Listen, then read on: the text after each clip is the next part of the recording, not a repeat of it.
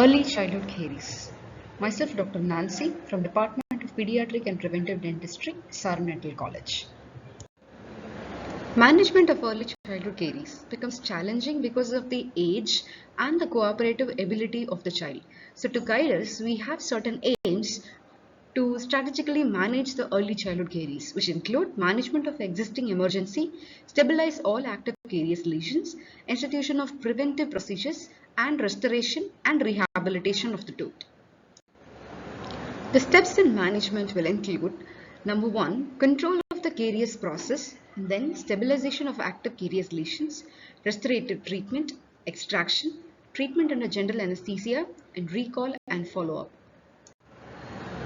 Control of the caries process will initiate from the first visit. That is, the management will include both lesion treatment as well as the parent counseling.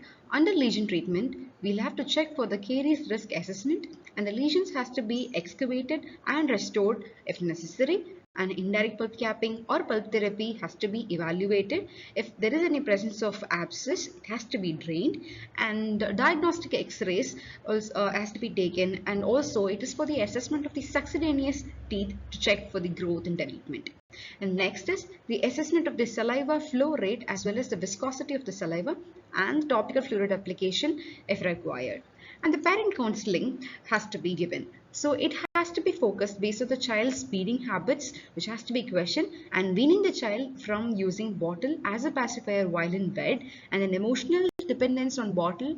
It has to be replaced with plain water or fluoridated water, and the parent has to be counseled to clean the teeth after every feed. So in the parent counseling, we'll also have to record 1 week diet record. So based on this, or in the subsequent visit, we'll be able to identify and extract the sugar factors.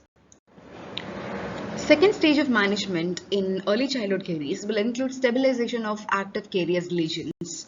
For non-cavitated proximal enamel lesions, a resin infiltration system, in addition to fluoride, will help to control the caries progression. And teeth that require temporization, all those caries lesions has to be excavated with spoon excavators and can be sealed with type 9 glass ionomer cement. Sealing after the caries removal will drastically reduce the bacterial load and the colonization in the tooth. Third step is restorative treatment, which is based on caries removal and the choice of the restorative material. It is influenced by site and extent of decay, child's ability to cooperate, and the longevity of the restoration. In case of high risk of caries, as assessed by caries risk assessment, stainless steel crown function will be better than the multi-surface restorations, which is marked by Hall technique.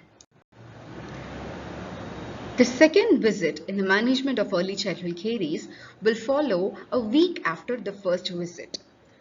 Here, first we have to do diet chart analysis that we have recorded during our first visit, and from that diet chart we need to isolate the sugar factors and control any sugar exposures, and reassess and redo restorations if needed, and caries activity test, it has to be initiated and repeated monthly to monitor the treatment success.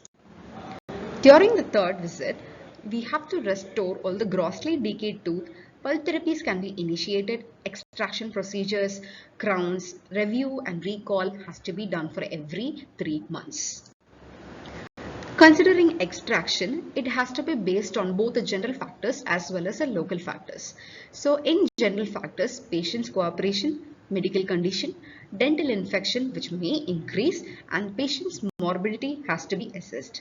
And the local factors, if the tooth is restorable or not, depending upon the extent of the caries, if there is any potential for malocclusion post extraction, and then we can also think of balancing and compensating extractions if required.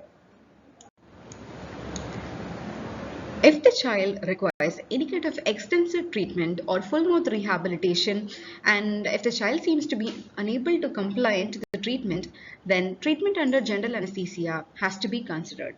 So a comprehensive treatment appears to reduce the bacterial load drastically post-treatment. And lastly, recall and follow-up. In case of severe early childhood caries, it has to be reviewed more frequently than the mild and moderate variant to detect for any changes. Recall intervals are based on their Caries risk assessment.